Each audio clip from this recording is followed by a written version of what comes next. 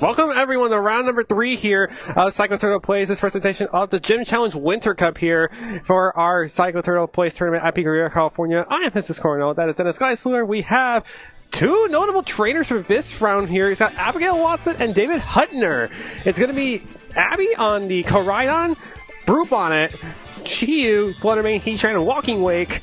With David, he's going to be on the Rayquaza, Chien-Pao, Incineroar, Fluttermane, Ogerpon Wellspring, and an Urshifu Rapid Strike. Yeah, I've seen David run a little bit of this Rayquaza, and I'm curious to see it in a little bit more action, because I don't know how it works. These are both very fascinating teams, because you don't see a ton of Koraidon, you definitely don't see a ton of Rayquaza. Of course, it's also kind of interesting because David's Fluttermane doesn't have booster energy or anything, but if the sun is up all the time, you do get to boost up, and it would be booster speed, so we'll see if that affects Abby's play style, just to try to keep Fluttermane from getting like high damage, because it's Specs. It would be like a booster speed Specs Fluttermane. Just I also want to delve into both of these things. Abigail, we know for a fact, is on Jamie Boyd's top 4 Stockholm team from the previous Stockholm Regional. David, and here we go with game number 1. David Huttner going to lead that Rayquaza and the Incineroar.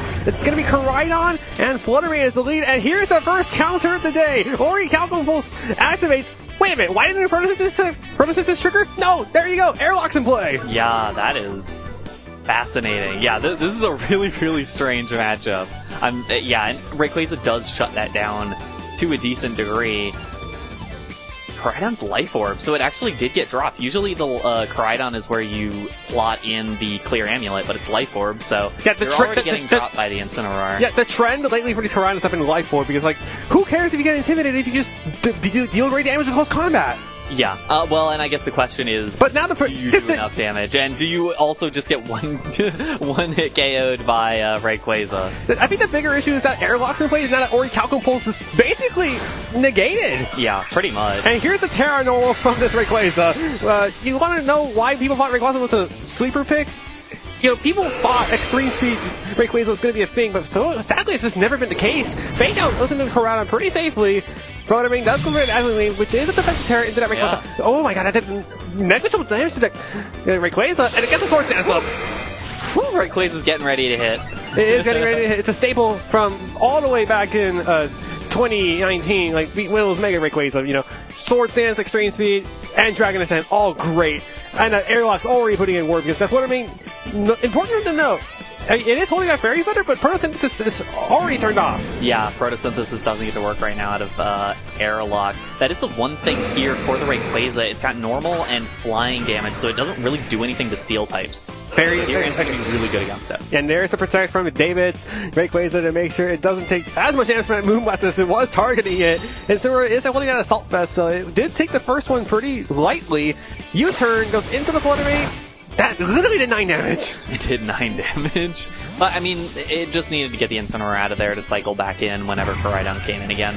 So I don't think that's a bad play at all. I'm mostly curious. And there's the Urshifu Rapid Strike, which, by the way, the sun's negated, so Searching Strikes is full. Yeah, it's actually sick. This is actually such a sick team. I'm so into the Rayquaza in this matchup specifically, because you really do get to shut off so much that you might otherwise struggle against.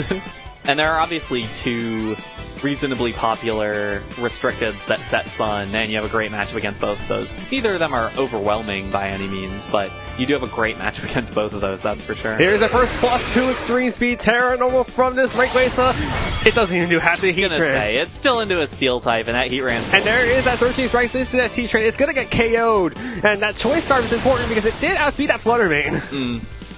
Yeah, I'm curious mostly what the Fluttermane wants to go for here. Do you just take out the Urshifu? I think you might just take out the Urshifu, but it does mean that whatever sits next to it is going to be in a lot more damage. It's Fairy Feather boosted! It's another knockout to the Urshifu. Yeah. So, I mean, that's good, getting the Urshifu out of the way, but now you're in a spot where Rayquaza does get to extreme speed whatever comes in on the other side there. Alright, it's going to be Koraidon coming in that game from Abigail, which, I was going to note to you about Koraidon Rayquaza resisting the stabs of Koraidon, fighting and technically fire from Terra. Yeah. This one has Breaking Swipe, so it's not completely safe, from the variants that do run Breaking Swipe, Dragon Claw, the like. Yeah, it's certainly not perfectly safe from that, and that might have been part of the reason why it went for that turn 1 defensive normal Terra, which is such a fascinating... And here goes Ogerpon, the great friend from David Hutner. It's going to be that Wellspring form, which might have some good defensive utility because, again, the Sun's not active, and now you get to see Ori Counter Pulse did not activate. Yeah, and I mean, I think at this point you can just follow me extreme speed and see what happens. Well, I'm not sure if Rayquaza is going to take another hit, but Rayquaza can absolutely get rid of Koraidon right here if it doesn't protect. Yeah, I'm pretty sure it's going to be a double protect here because I'm pretty sure Ogerpon is faster. Yeah, this Ogerpon's faster than the Rayquaza. Rayquaza's base 95 speed, which is slower than Ogerpon's base 110, but the Protect Order was in sight, and there's the first Dazzling Gleam from this Fluttermane again. So that probably would have knocked out the Rayquaza from that range, and Koraidon went for a Breaking Swipe. It's going to take some damage. Yeah, just a little chunk. And I mean, even though Rayquaza's on the slower side, that is why it's allowed to extremely speed. Is the whole idea there. I guess the problem here is now that Koraidon has a pretty easy protect. Yeah, and that means that you gotta do something about this Fluttermane because Dazzling Gleam probably still knocks out the Rayquaza. If it doesn't knock it out... If it Terras, it's absolutely picking it up. Yeah, and that's the thing, because this Rayquaza set up a Swords Dance turn 1, but it can't even do much to Fluttermane because it's not gonna outspeed it to the point to which Dragon Ascent's gonna get the KO, because I don't think it's gonna get the opportunity to Dragon Ascent. Yeah, it absolutely won't, and I guess I kind of actually don't like the Incineroar switch in here, because I would have liked just well, and that's the problem, is that Fluttermane would have moved first and done a bunch of damage. Well, it would have gotten the Rayquaza out of the way, which would have meant that the Sun comes up, and it would have meant that Ivy Cudgel would do less to Fluttermane. I still would have preferred to see like a Horn Leech into the Fluttermane or something, see if that could have picked up the knockout. Alright, we're going to see this turn play out. It's going to be that Koraidon protecting here. And yeah, Ivy Cudgel was going to be ignored by the airlock. And yeah, there is the extreme speed. Because if you read the Terra Fairy, that would have been disastrous. Yeah, game ender.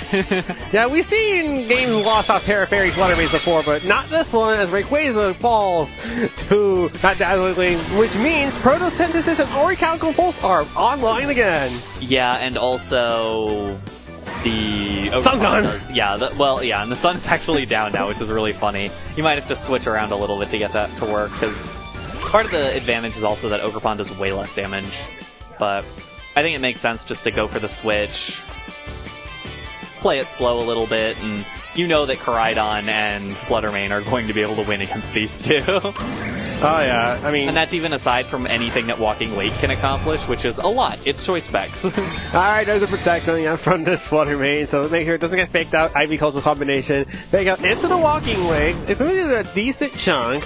Ivy Cudgel to the Fluttermane, unfortunately. So, yeah. At any given point, you can switch out any of these two Paradox Pokemon for the Koraidon, activate Ori Counter Pulse, activate Photosynthesis, and you're back up in the races. Yeah, and you probably just do a gazillion damage to both these Pokemon if you do that.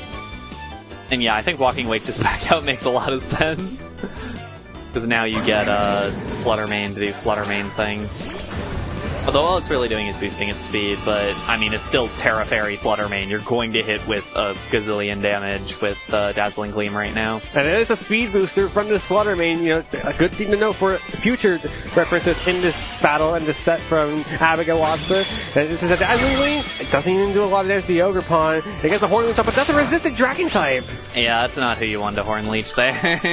Now, Tennessee with this Incineroar does this Assault Vest, so it's going to get some damage up. It's going to knock up the Fluttermane with a Square Blitz, but I think this might be too little too late, because even if you do follow me away, Hydro Steam, for example, you can still double it up with Koraidon, you'll be fine.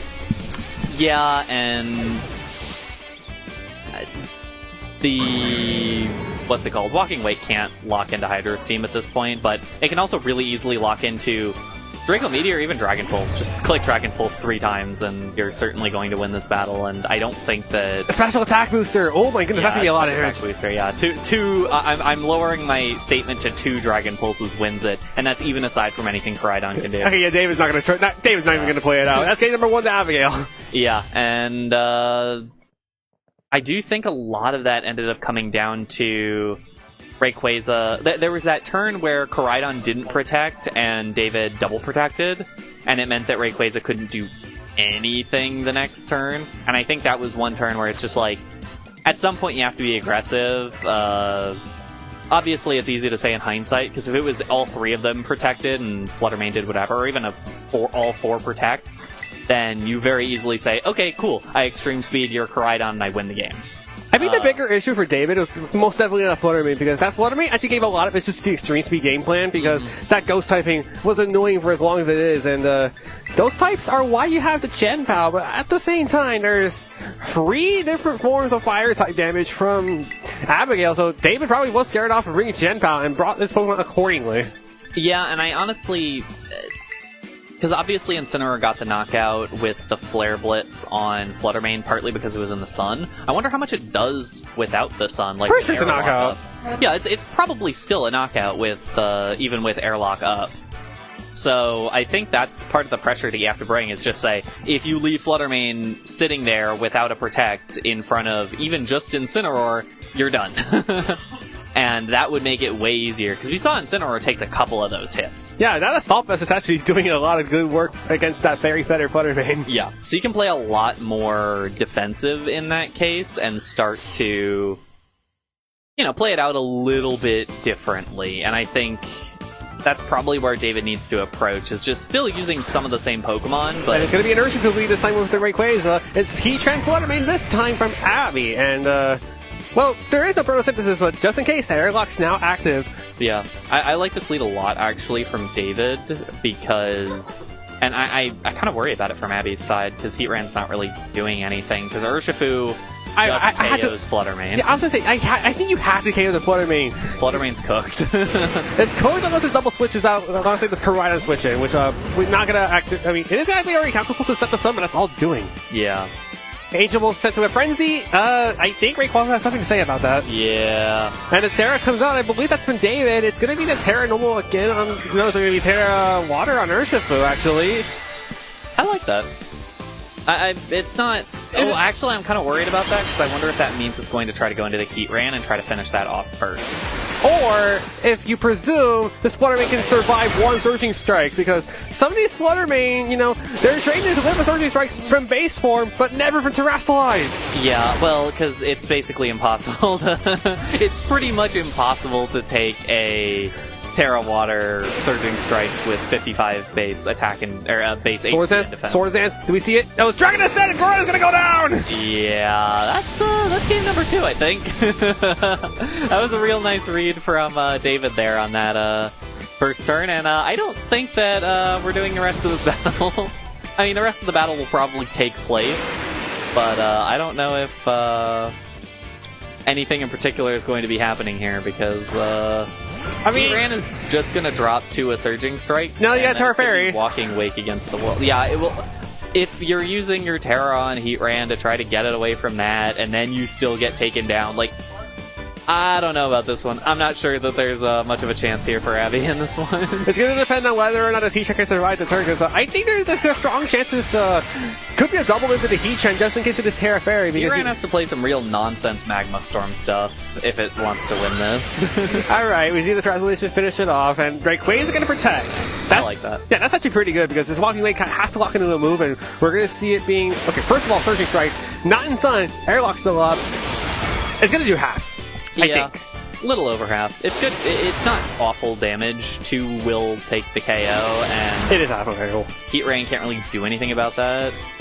It's gotta be a Draco Meteor, I think. Yeah, it's gotta be. You gotta go to Urshifu. There's no way you don't go after Urshifu there. It's an easy one-hit knockoff for that choice specs, but its damage is gonna get progressively weaker. Yeah, that's the thing, is now you're locked into Draco, and your second Draco, because of all the boosts that you have, well, you're not Sun boosted right now, but I don't know, if you had a bunch of boosts, then your second Draco would be about as strong as just a normal Draco without any of the boosts, which isn't ideal still, but it's still a decent amount of damage. But the thing is, Heatran's just taken so much damage at this point, I'm not sure that Abby has a way to win this. Because if you're going to win, you have to win with Heat Ray and Magma Storm nonsense. And now Ogre Pond comes in from David's side. You know, one water type for another water type. It's going to be... Oh, I was expecting Ivy Cudgel, actually. So Follow Me going to redirect potentially the Terra Blast and the Draco Meteor away from the Rayquaza. It just at -2 in the specs. It just does half, which is great. What the Rayquaza do here from David, it's another Dragon Ascent. It's going to ascend to the atmosphere and rain down onto this Walking Wake. Not enough for a knockout. Barely not enough for a knockout, but again, just getting things chipped down. This amount of damage trading is perfectly fine for David with how much of an advantage he started at, and I think that Overpon will take that. Oh, it takes the Terra Blast! Yeah, I sure think it will take that. There's the runaway. David Huttner going to go ahead and even the set between him and Abigail Watson, 1-1 apiece. And I tried so hard to hype up the Dragon Ascent only for it to knock out. I should have done that the previous one, actually. Yeah, it's still sick, and I mean, it still got it basically in range, because the extreme speed was just going to pick it up after that. So it pretty much did exactly what it needed to, and that's why Abby called it there. But yeah, I really like the decision there from David, and again, we're seeing the very weird interaction. I doubt that Abby has played against Rayquaza much. I doubt Abby has played against Airlock much, or Cloud9 or any of its equivalents. And so trying to play against that with someone who's definitely kind of playing for it, like the Urshifu Rapid Strike with that Terra Water going, okay, yeah, I'm just going to do a bunch of damage. I don't care if you have Sun, I'm just going to do a bunch of damage. I think you need to also notify you, I think Weezing also stops photosynthesis as well, because after the nerf to photosynthesis and the neutralizing gas interaction, that gets Cloud9, and well, you do still get Sun from Orichalcum Pulse, but you negate the Orichalcum Pulse attack boost. Yeah, but then the difference is on the other side, you're used to not having to worry about Urshifu Rapid Strike to the same degree because you have Sun Up. But you don't get to do that in this matchup, and I wonder what Abby's counterplay to that is. Maybe Brute Bonnet. I wonder if we see Brute Bonnet. Probably not Brute Bonnet. Maybe Brute Bonnet. I think we see it. I think Brute Bonnet can survive to a single U-turn. I was going to say, if it lives with Dragon Ascent, we can start talking, but I don't know if it can. Yeah. Brute Bonnet's fraud. I don't like Brute Bonnet. Alright, Rayquaza Urshifu once again from David Huttner. It's going to be Koraidon Walking Wake from Abby. And let me go ahead and start saying again about this Brute Bonnet. I'm pretty sure this Brute Bonnet is meant to be a Calyrex Ice Fighter hater. That makes sense. It's got the Sucker Punch and stuff for it. I like the Walking Wake here, actually, quite a lot, because you do threaten, like, you do kind of have to Terra immediately. Honestly, Draco just KOs either of these Pokemon right now. It does. Even if Rayquaza Terras, Draco might still KO it. And so you are immediately on the back foot of, like, as David, on the back foot of, like, what do I even do right now? Because none of your attacks KO Koraidon or Walking Wake as Urshifu. So what does Urshifu want to try to accomplish here?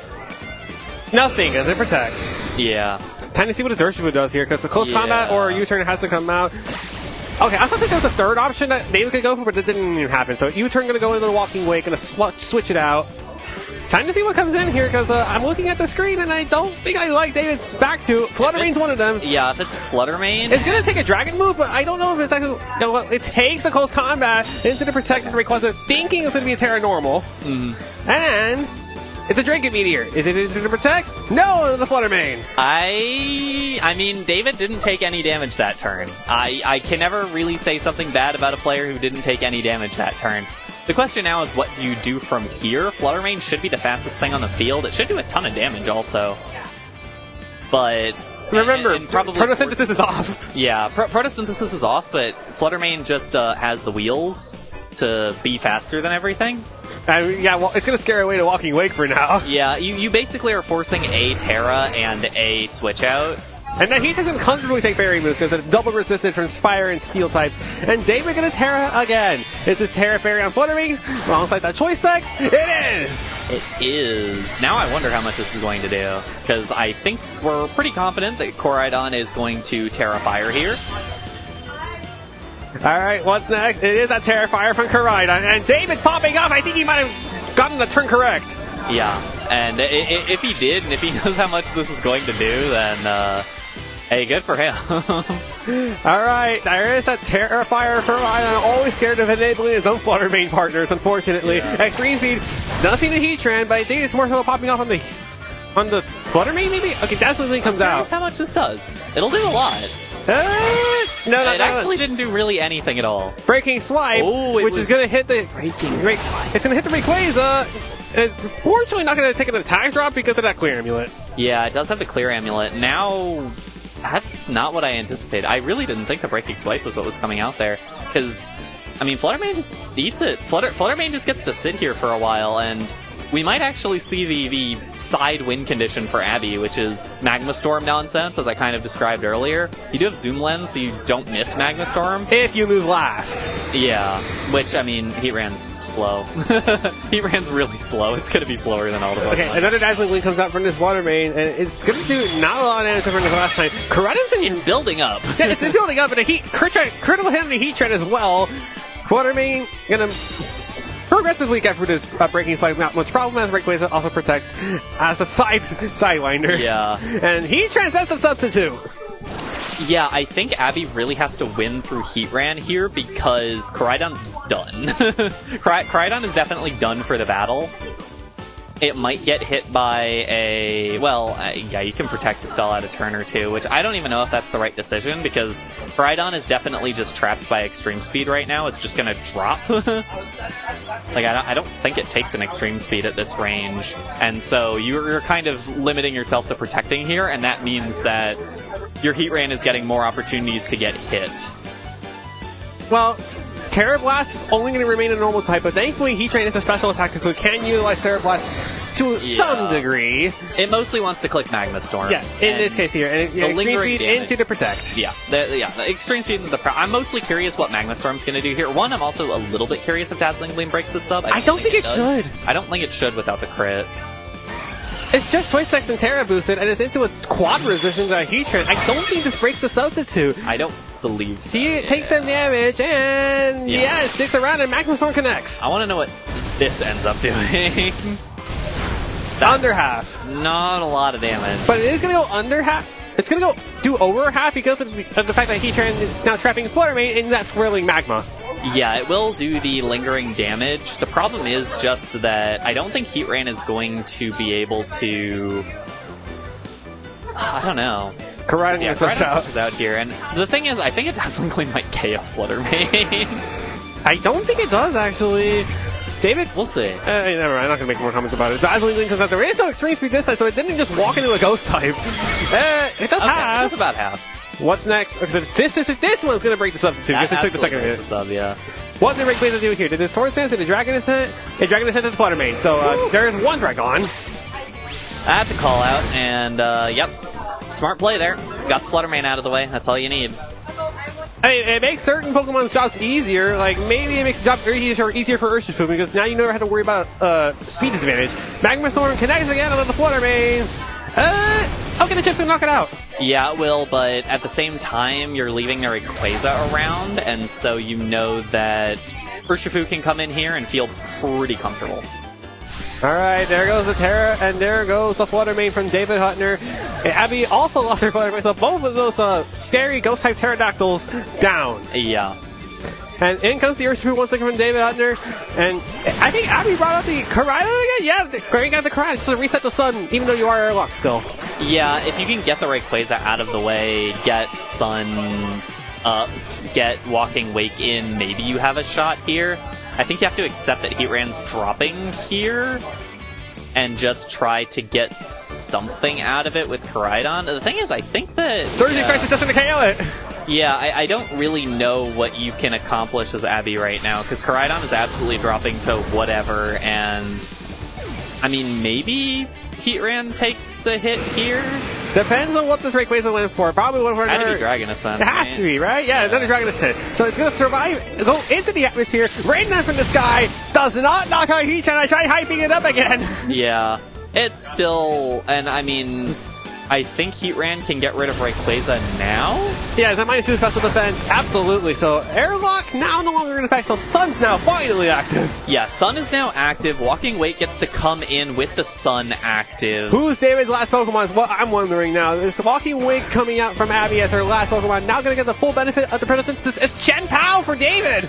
Yeah, The problem is I don't see a route to Because the big thing, Chen Pao would get knocked out by one Magma Storm, because even through Sash, it would get hit by the chip. But I don't even think he can't even get a Magma Storm off. Heatran's not going to get a Magma Storm off because of the Surging Strikes here, and with that, Abby needs 3 attacks to win, and I don't know that Abby has 3 attacks worth of time. Yeah, this is the rough part because you still have to focus session attack against this Chen Pao, and here goes the Ice Spinner. It's guaranteed damage onto this Walking Wig. Not enough for the knockout quite yet, and here's Dragon Pulse into this Chen Pao, double boosted into the Sash, but I think this is game over. Yeah, the Walking Wake still won't outspeed, so... That's it! David Huntner with the Rayquaza wins round 3 over Abigail Watson's Koraidon. Absolutely crazy set. Really, really fun one there. And I believe that means David is up at 3-0 now. 3-0 for Rayquaza, mind you, at that. With the Rayquaza at the cup, there are a lot of Worlds participants here. David honestly could be one of them. Yeah, can I just talk about that Rayquaza? You know, we simply have not seen Rayquaza in Generations 8 or 9 since it's lost its Mega Evolution, particularly because of the power creepy meta that was Zacian. And, well... I think Terrestrialization kind of saves it, but it still has the same problem of, okay, well, it's a little bit at the middle range of restricted speeds, you know, at 95 speed. It's great, but not great for restricted. It has one of the strongest flying type attacks in the game in Dragon Ascent. It has extreme speed. It has airlock. It has all these tools, and it's taking now from David Huntner to finally utilize it all. Yeah. I want to go get pizza. All right, let's go to a break here. Commercial break. We'll be back for round number 4 after this.